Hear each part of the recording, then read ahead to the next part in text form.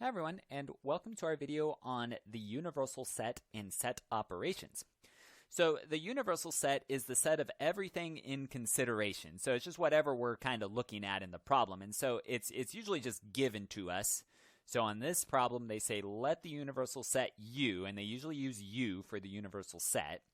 So let U equal 1, 2, 3, 4, 5, 6, 7, 8. And then they made these subsets. So A, B, and C are subsets. So on this problem, let's go ahead and just make that vocabulary known. So A is the U is the universal set in this problem. Oop, that's not the right problem. Universal set. And then on here, the A, B, and C are subsets of that universal set. Okay, so we can see these are the numbers that are from here. They're just kind of randomly given. Okay, so they give us all this information. And what we want to do in this case, so in the previous video we had some symbols and it was a lot of true and false and then counting numbers and so forth. Here we want to introduce set operations. So set operations, it's kind of like the addition and subtraction of normal numbers, but with set operations it is well, it's not adding and subtracting, but it helps us write different sets. Okay, so we'll see what's going on with these. So number one wants us to find the complement of A. So what this means, so we're kind of defining them as we go. This is also another way to say not A, or a long way to say it is it's the elements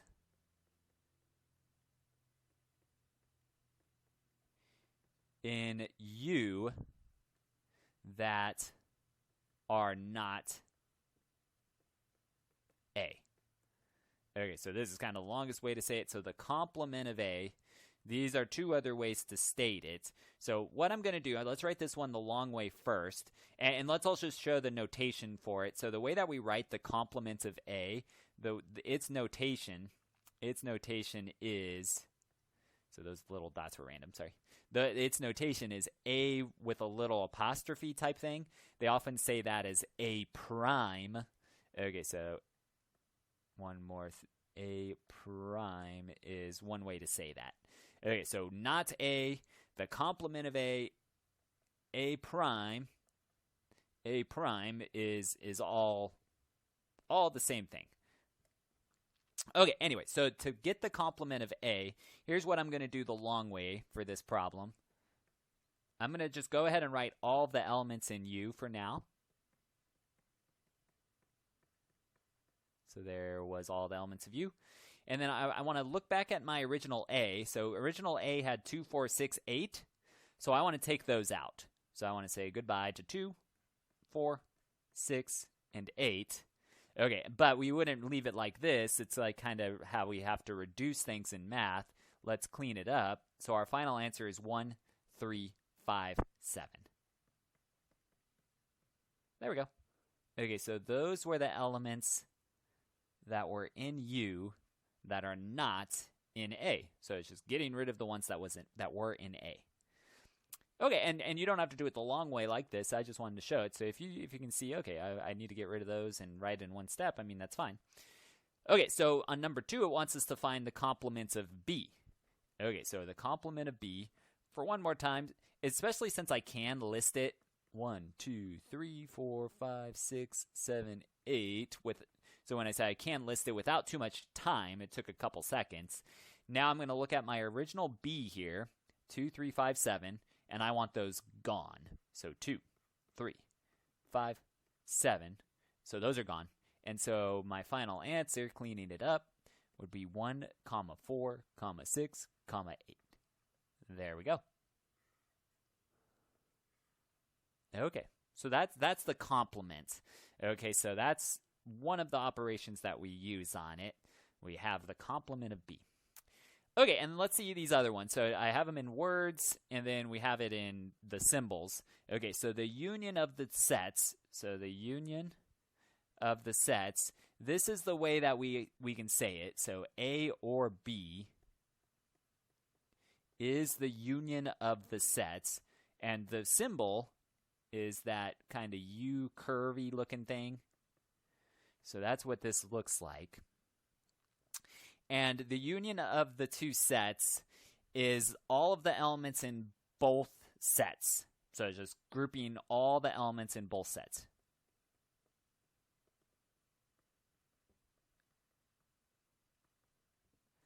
In both sets. Okay, so the way that I do these style problems, so let's use the math symbol like that, and then we'll get our brace ready. Let's go ahead and I'm going to kind of draw a line here to kind of keep the work separate. So I'm focusing on the U, A, B, and C. Okay, but the way that I do the union is I just go ahead and start writing out all of the elements that are in A. So whatever is in this first one. So I just go 2, 4, 6, 8, and then comma. And then now I'm going to write all of the elements in B. 2, 3, 5, 7. Like that. But we don't like to repeat elements. So notice I have 2 repeated, so I shouldn't have written this 2. Let me go ahead and scribble it out. And then from there, it looks good. Okay, so, but again, I'd probably clean it up. I wouldn't write a final answer like that. And the order could be rearranged, or you could leave it exactly as is. Okay, so I would probably leave it exactly as is, because if I start to rearrange, I maybe would make a mistake by accidentally writing the wrong element or something. But if I just kind of copy it as above, I don't think I'm making any mistake. And there we go. Okay, so let's add that one little part to my thing here. So grouping all elements in both sets. So I grouped them all. Here they all are. But no repeats.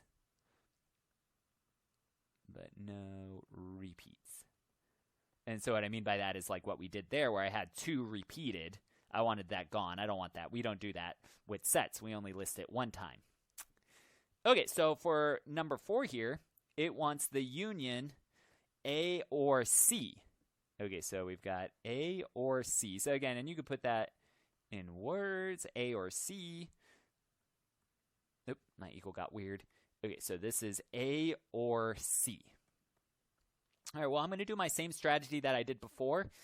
Well, at least to start it, I'm going to list everything that's in A, which is 2, 4, 6, and 8. So again, I'm looking at what I have up above. Let me even just kind of box it a little bit, kind of like that. Okay, so on a lot of these problems, you recycle, so they give you information, and you have to use that same information a lot. Okay, so on these, it's hopefully not too messy. So there was my A, though, the 2, 4, 6, 8. And then now I'm going to list everything in C. Now, with this part, I'm going to try to list and not repeat as I go, so I could be done in one step. So C starts with 3. That I don't already have, so I'm writing it. But then it has 4. Well, I already have 4 written, so now I'm skipping it. Going to the next element, which is 5. That one I didn't have, so I wrote it down. 6 I already have, so I don't need to write that again. 7 I don't, though, so let's write 7. And then that's it. That's all of them. Okay, and like before, you could rearrange it if you really want to so that it's in order. But I usually just kind of leave it as is. Okay, so that's listing them all out, though. So I'm just listing everything and making sure I didn't repeat anything. Okay, so let's see these other operations, and we'll have to either scroll or kind of copy these down again. All right, so this number 5 is the intersection of the sets A and B. Okay, so let's highlight those, so the keyword, so the or was important last time, and is important here. Not, I'm going to underline those. So just the one keyword is kind of nice. Okay, so and is another set operation. The symbol is the kind of like the union symbol that we just used, but it's upside down. So A and B is written like that. And so that means the intersection as well, but that's the longer way to say it. All right, so A and B, these are the elements that are in both sets. Elements that, ooh, it freaked out, sorry. Hold on. Elements that are in both sets. Or another way to think of it, it's where the elements overlap in the two sets. Let's say overlapping elements. Okay, so notice the difference. I use the word both in each of these definitions, but it's different the way that it's used. Okay, so on this first one, it's grouping all the elements in both sets. So on the union, I'm just writing a whole lot of them.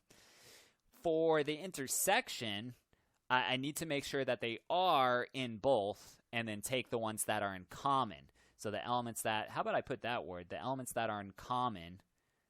Let me squeeze that in there. Sorry, I should have put that first. So elements that are in common in both sets. Okay, so the way that I'm going to write this first, let's go ahead and write my A. So I'm going to write all of A again. So it was 2, 4, 6, and 8. And then let me put the brace. So I'm just copying the actual sets with the and symbol in between them. And then B was 2, 3, 5, 7.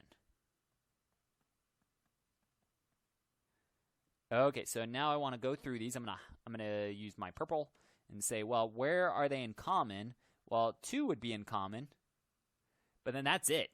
4, 6, 8, 3, 5, 7. Those are nothing else is in common. So that means my A and B, my intersection, A and B is just 2. So that's where they overlap. That's their one common element. Okay, so that's how the intersection works. And I think writing it out like this is kind of the most useful instead of eyeballing it all the time. And on this problem, we had to scroll anyway. Okay, so for B and C, let me just put equals. And let me write my B, which is 2, 3, 5, 7. And symbol, the intersection symbol. C is 3, 4, 5, 6, 7. Okay, so I'm just rewriting those. And then now I'm going to go through it like I did in the last problem. So the and symbol means I need the common elements in both.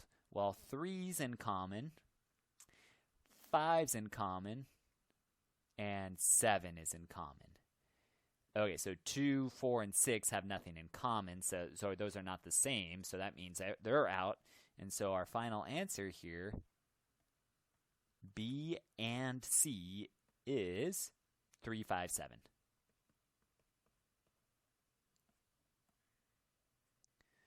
And there we are. Okay, so that's how we can break these down. Okay, so notice the and symbol, the intersection, has sizes of sets that are smaller than the union symbol. So the union is usually pretty big, and the intersection is usually pretty small. Okay, so let's see 2 other strange cases. Okay, so these are using multiple operations.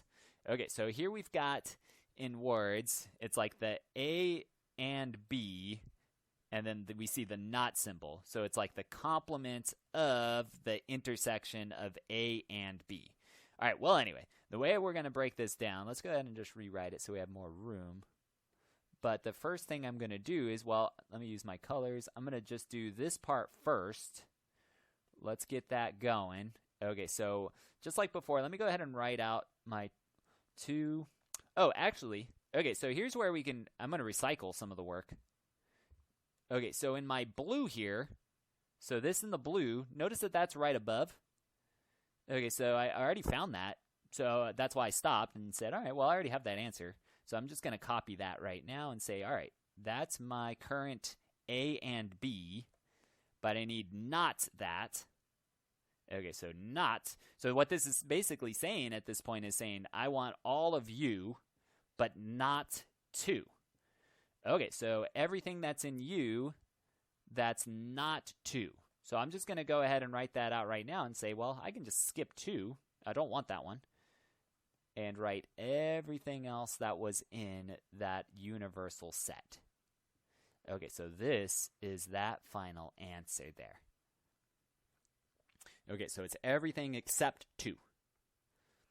Okay, there we go. All right, and then now let's see number 8. So kind of similar to what I did on the last one. Let me use some colors. So this is saying, let's do this first.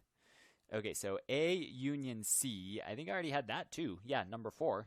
So A union C was 2, 4, 6, 8.